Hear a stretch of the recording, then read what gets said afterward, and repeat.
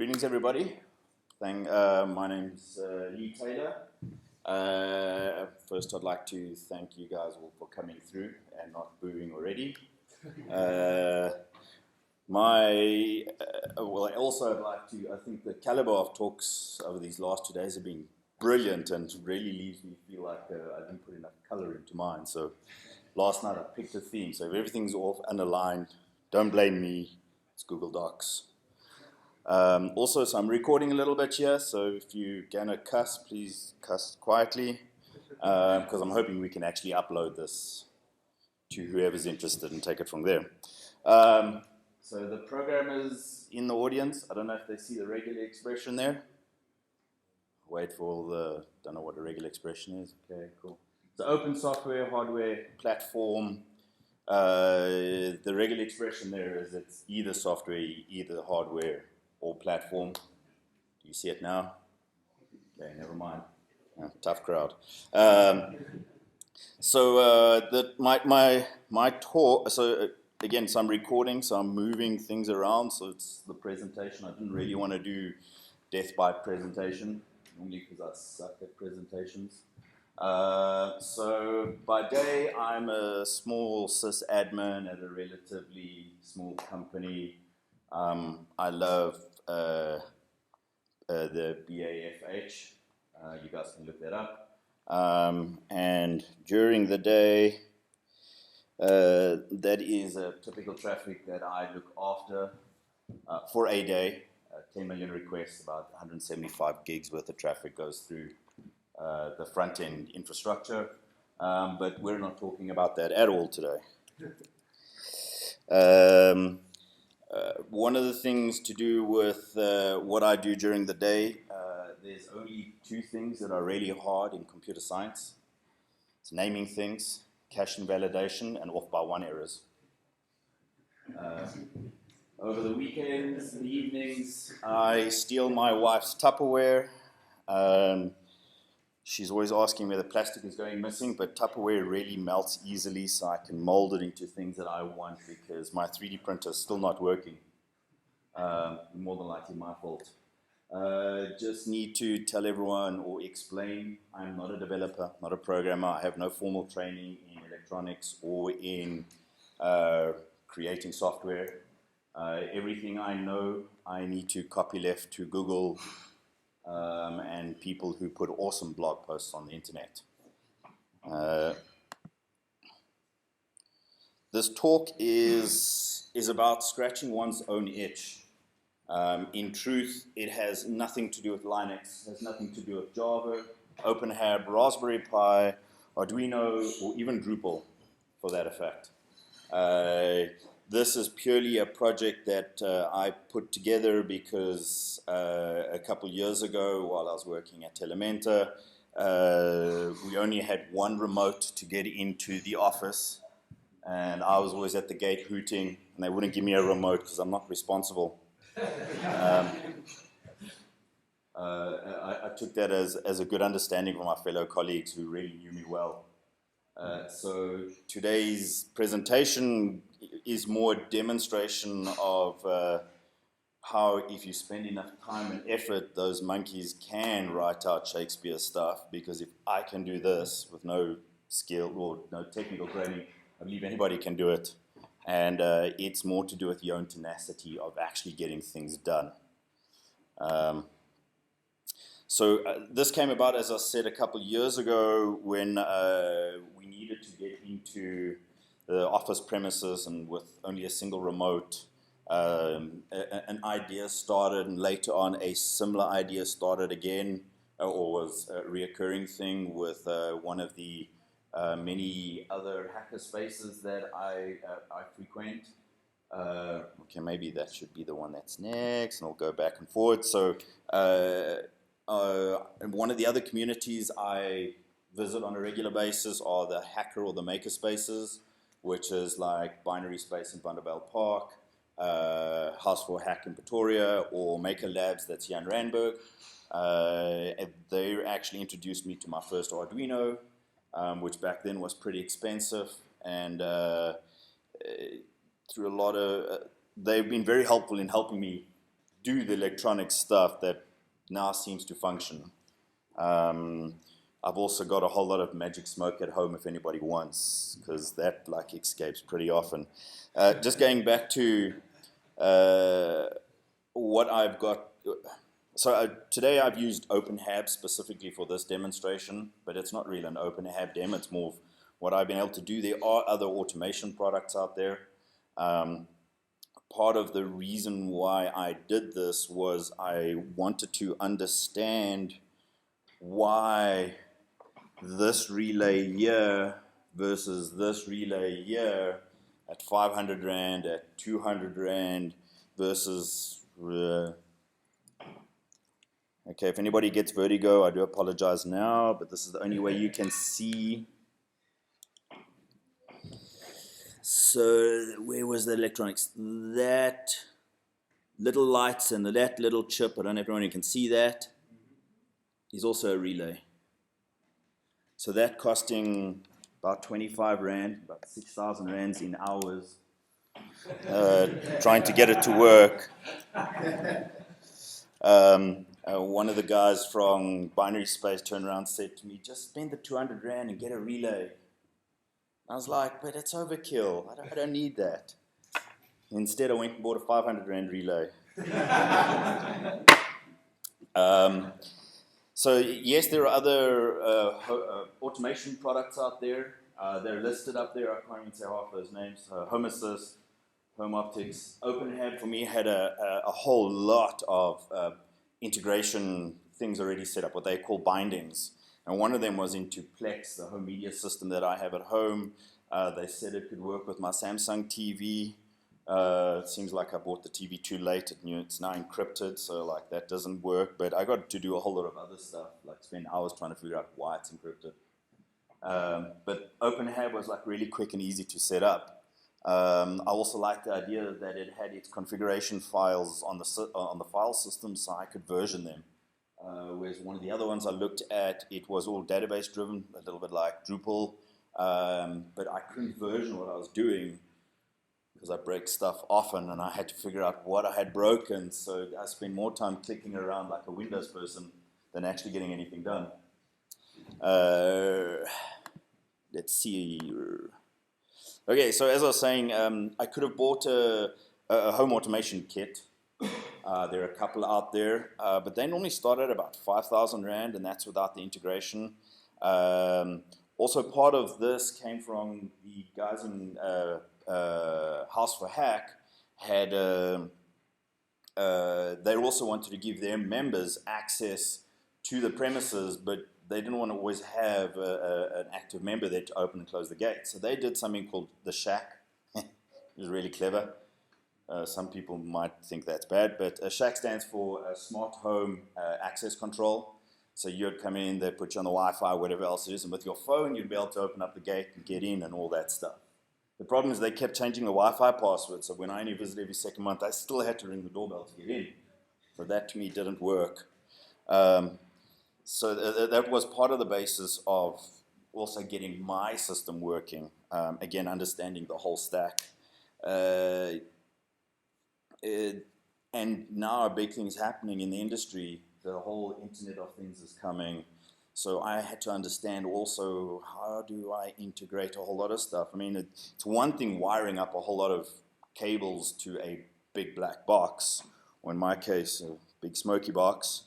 But a little device like this, I mean, people ain't going to see this on it. It's the little Wi-Fi module. Can't believe that's a whole computer with a web server and a Wi-Fi access point built in, which is great. A little 5 volts, you have 2 GPIOs with that, and I actually created a Wi-Fi LED lamp, but I'm too scared to plug it in because I'm scared I'll get the smoke out of that too. I don't remember if I've switched it to 5 or 12 volts yet, so I'm not going to demonstrate how to make smoke escape. Duplicated the same thing. So let me give you a little bit of demo of what I've put together, and I can go through some of the complications that I ran into. The first thing is, every time I saw a gizmo, I had to integrate it into my system. So I love graphing things. So I found a little dB switch metering tool. So this will go into your electrical dB box, and first it will give you a digital readout of your kilowatts. And the second thing is, with 2 wires into one of these components here, I could then meter my own electrical usage at home and then graph that.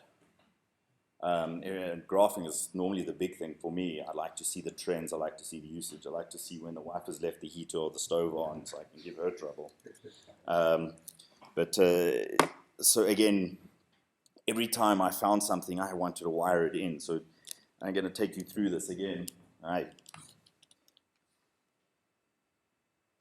Okay, so I built my first component here. As you can see, it's all I own half of the copper companies in the area. So the idea here is to make as if so again, because I don't know electronics and all this other stuff, I need to build 2 systems. The one system I can have on my desk and I can play with it, and the second system actually goes up into my server room in my house where it works, and hopefully the smoke never escapes from that. But I need to simulate the alarm system at my house. So the yellow button here would simulate the alarm being turned on and off, and you'll see there's 2 lights going out there. Red button would be another trigger point, and then the little blue thing is a humidity and temperature sensor. This is all wired up really awesomely. I do hope nobody's gets motion sick, because this is a little Arduino, a little Nano. I don't know if you can appreciate how small this thing is. There's a USB head, and that little device over there has the ability to speak through the USB cable over to my little Raspberry Pi over here, which is actually running the OpenHAB system. Going down to, this is wired into the Raspberry Pi directly, because the Raspberry Pi has a couple of general inputs and output points. So it has that. So let's see if this is going to... I'm going to have to get an assistant for the next time I do this. Okay, let's go here. Okay, so here's an interface to the OpenHAB, and everyone can see me putting my finger on, and let's see if it works as it should. And you'll see D1 has closed. So you then could trigger and do things from this, whether it be start the irrigation system, whether you know your alarm system has gone off. I'll take it from there, take my finger off, it'll take a couple of seconds, and it will flip over. You'll also see I have a temperature reading off there, I have the humidity reading. This works really well because I have a server in a cupboard. The temperature goes up. I know there's a fire. Hopefully you guys never have this with your server rack. Also, if the humidity goes up, there's a problem in the roof. And then I graph it as well, but the graphs don't work so nicely in OpenHAB. So OpenHAB's not a perfect product. It's written in Java, which I'm very, very not familiar with. So I just use the software, open up issues when I find issues, get told I've misconfigured something, and totally agree. Another thing, what I've done is I've done the exact same thing. They have a really nice Android app. This is an Android emulator, and if I hit the D1 button, you'll see it switches there too. Let's go back this way. Is this going to work? No, that's not going to work. I need more fingers. Okay, so we're not going to do that now. So that getting readings into my system was really great. You'll also see the temperature and the humidity fluctuate. Oh, the cycles. One of the problems I ran into. So the Arduino is a programmable platform. So it's a little chip. So again, I'm not a programmer. Oh, you can't really see that. Good, you can't see how terrible the coding is. So I wrote a little bit of code that goes into the Arduino, just a little. And then I realized I wrote too much code. That little chip has only got like 30K of storage and a whole 8K of RAM. Memory's cheap nowadays, right? It's like just 1 gig for PHP for Drupal. That just loads my first set of modules. Developers. So I had to program that. So what I thought I'd run into would be a case that this little chip here, the Arduino, would not catch a signal from the alarm system. So the cycles was something that I created that actually tells me how many times it's running through my code per second. So I'm not such a bad coder. If we can do it more than 1,000 times a second, I couldn't even figure out what that really meant. So now I was like, I can do all sorts of other things. I still got some RAM left, I still got a bit of storage, and I actually want to do some other things. And then I was like, geez, I actually started this project so that I could eliminate the need for handing out remotes at home. So if I can just take this back up here again. So what I've done is I've wired a remote through my little gate relay that I've created using an optocoupler. If anybody wants to know about how those things work, I can totally explain. I know how those things work now. And I did the same for a second remote. So basically, if you press a remote, it's got a button which will activate something, and we'll do the same here. And I've actually got a transceiver receiver here that would pick that up. So everyone's like, oh, so big deal. So now let's see if I can get this right. Okay, ooh, and everybody throws up. Okay, listen quietly. There we go. We'll see, I triggered it from my Android app, from anywhere, from the internet. Well, in this case, I lie, it's actually all local. I used another two or three pieces of software to get this to work in my home environment. First of all, I got me a nice Let's Encrypt Me free SSL certificate. Put this onto a VPS that I have running for another project.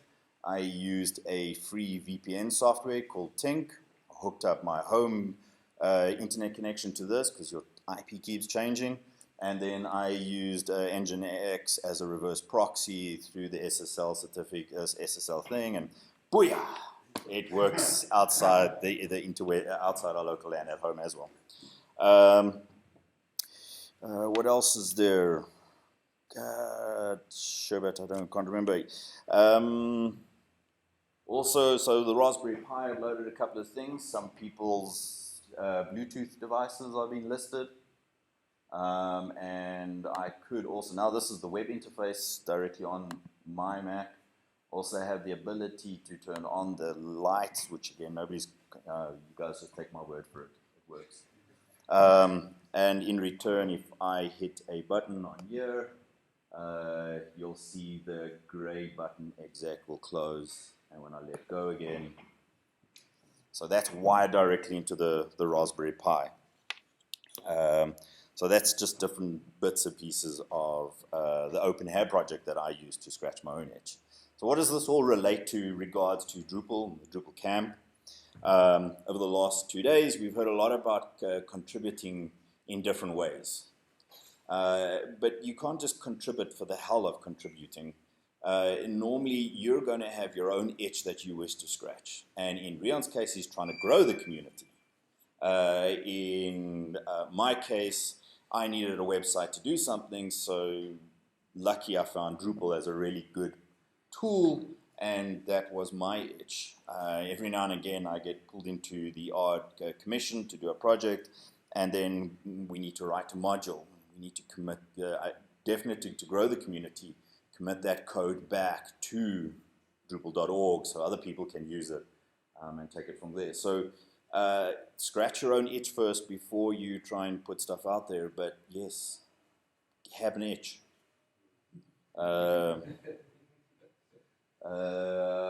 Can't show you anymore because I think that covers everything. Because I ran out of things to go through my presentation because the presentation been so awesome. Sorry?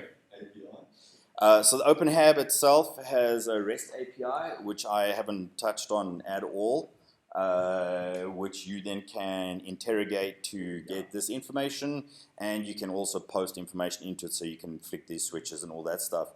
OpenHAB isn't a perfect piece of software. One of the things I was looking to get right was the ability to give out a set of credentials or a button or web access for a person on their phone, and then they would have only scheduled access to my premises so they can open the gate or disarm the alarm at home and so forth.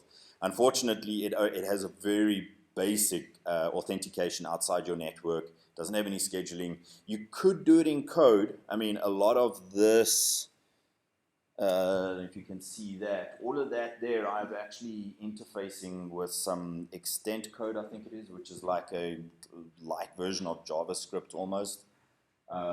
Again, I don't want to show you that code because it's like, damn, I'm a terrible programmer.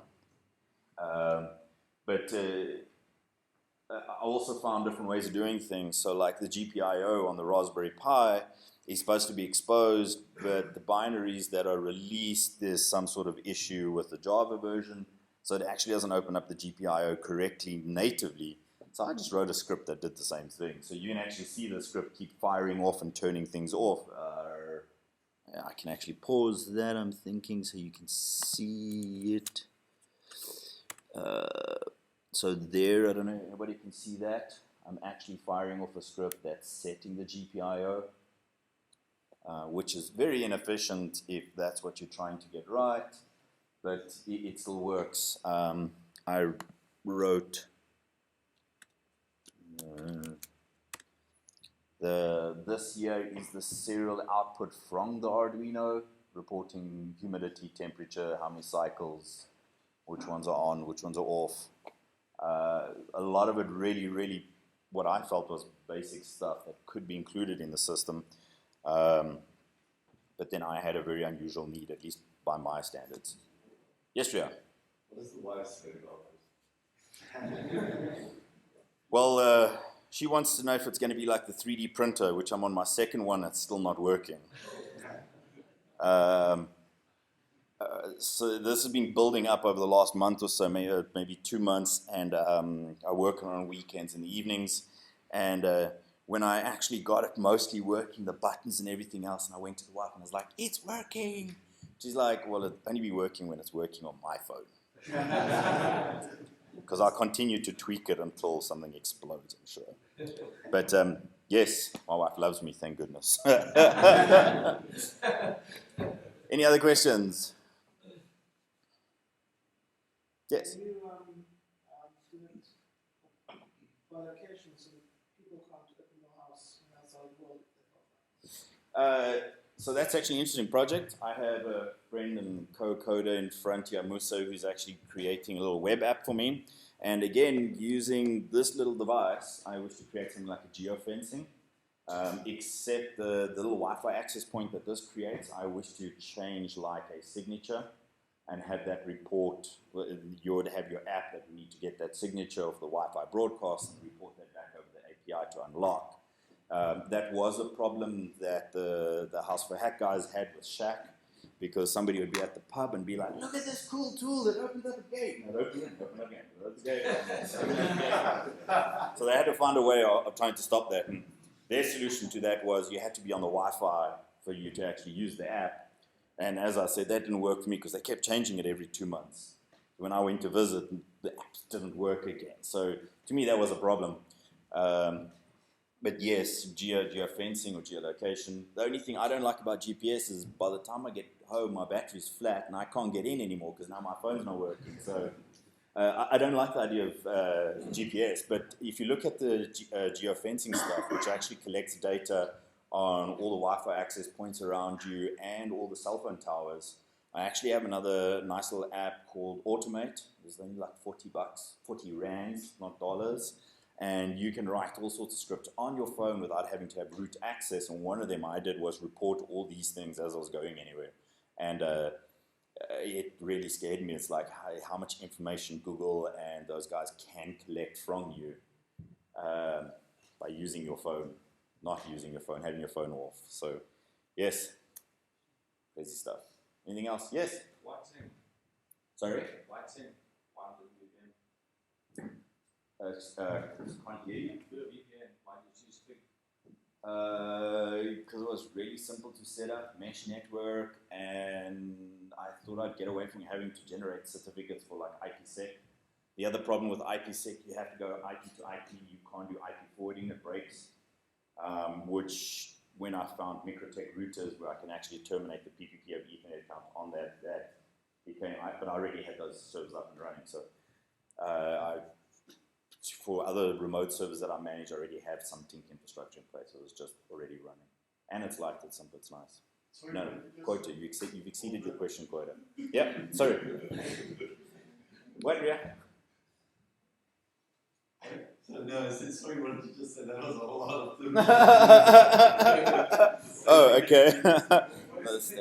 Tink is a very light VPN that runs on Linux, OS X, and Windows.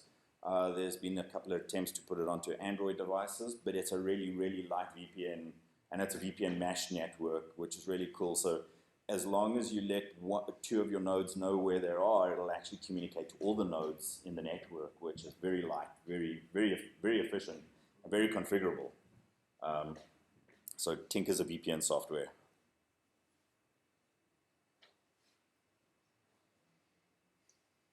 Oh, yes, sorry.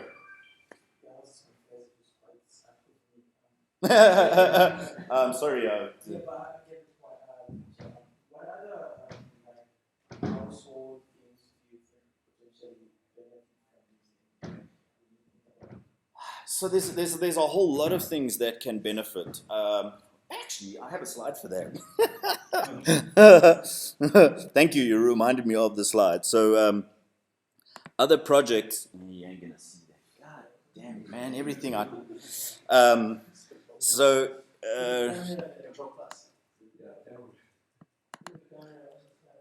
Control plus, wrong way. Never mind. Okay, so I'm stop selecting there, you stupid thing. So other things that I have thought of doing this with is how's that? How's that better? Okay, so interfacing with my alarm system, which I've done some basic stuff with. We have an armed response, and the alarm system goes off, and we never know why the freaking alarm system goes off. So interfacing, being able to set it instead of having the keypad stuff, again, the management stuff is one thing. Energy monitoring is a big thing for me at the moment because Eskom I don't trust. They haven't got exactly the most perfect reputation as it is. So as I've already pointed out, this little device here gives me the ability to monitor that. And if you buy a couple, you can either monitor specific circuits. So if you want to monitor the usage of your geyser, or if you know your fridge or garage or whatever, you can monitor there. The geofencing challenging stuff so that you can authentic and open stuff. One of the things, I have a couple of cats, so monitoring where my pets are going, what they're doing, I could feed them automatically, there's that kind of stuff. Going off the grid, so I'm looking at, I've got a solar geyser, and the solar geyser is really awesome, except it doesn't save me as much money if the freaking electricity is on because we use the water at night. So ideally using this with using the forecast online and using some light sensors, I could figure out whether or not to turn the geyser off. And also integrating with weather station and then CCTV viewing, so I can, when the alarm goes off, I can see that. That's the kind of things that I see. There's also, you might want to turn lights on and off in the house, so there's a nice little tool that actually integrates this and the relay for about 200 or 300 rand. You plug it on your light, you put it on your network, it's Wi-Fi, and then from here you can turn it on and off. So there's your imagination is your limit, or actually my wallet. I spend too much money on these little gadgets. Cool. Thank you very much.